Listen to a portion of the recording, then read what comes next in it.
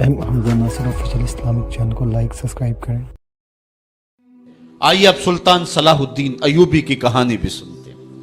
یہ اسلام کا مجاہد اعظم، یہ حلال اور صلیب کی جنگوں کا ہیرو، اور جس پہ امت اسلامیہ کو آج بھی ناز ہے۔ اس کے زمانے میں ریجینالڈ بدبخت ایک انگلستان کے شہزادے نے حاجیوں کے قافلے کو روک لیا اور ان کا سامان لوٹ لیا۔ انہوں نے کہا ہم حج پہ جا رہے ہیں، تو نے ہمارا سامان لوٹ لیا، ہمیں جانے دے۔ تو اس نے دریدہ دہنی کرتے ہوئے کہا بلاؤ اپنے نبی محمد کو جو تمہاری جان چھڑائے۔ بس سلطان صلاح الدین ایوبی تک یہ بات پہنچی تو میں نے تاریخ میں پڑھا کہ وہ دانت پیستا تھا، اس کی آنکھوں میں خون اتر آیا، اس میں کھڑے کھڑے قسم کھائی کہ جب تک اس ظالم کو کیفر کردار تک نہیں پہنچاؤں گا چین کی نیند نہیں سوؤں گا۔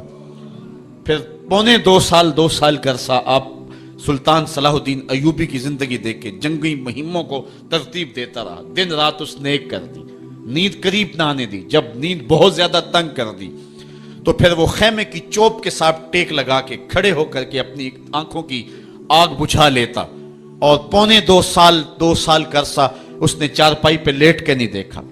پھر وہ لمحے آئے کہ اللہ نے اس کی مراد پوری کی۔ انگلستان کے شہزادے لائن میں کھڑے تھے، اس نے شاہ گاما کو اپنی کرسی دی اور ساتھ کہا ہم جس کو کرسی دیتے اسے امان دیتے ہیں۔ پھر اس نے اس کے جو نائٹس تھے ان کو آب خورے دیے، ان میں پانی دیا، کہا جس کو ہم پانی دیتے ہیں اس کو امان دیتے ہیں۔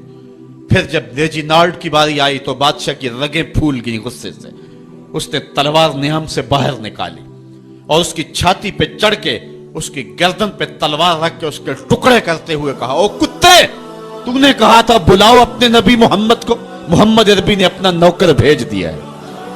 اور اس طرح اس ریجینالڈ کتے کے دو ٹکڑے کر کے رکھ دیے۔ یہ ہماری تاریخ ہے، یہ روشن تاریخ ہے۔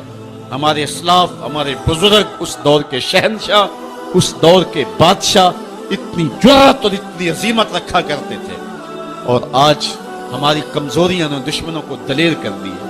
کبھی ایسا بھی اندھیر آیا تھا کہ سر عام یوں توہین اور تنقیص ہوتی ہو پیغمبر حسن اور پیغمبر جمال کی، اور پھر 1.40 کروڑ انسان دنیا کے اوپر بستے ہوں، یہ بھی زمانے نے دن دیکھنے تھے۔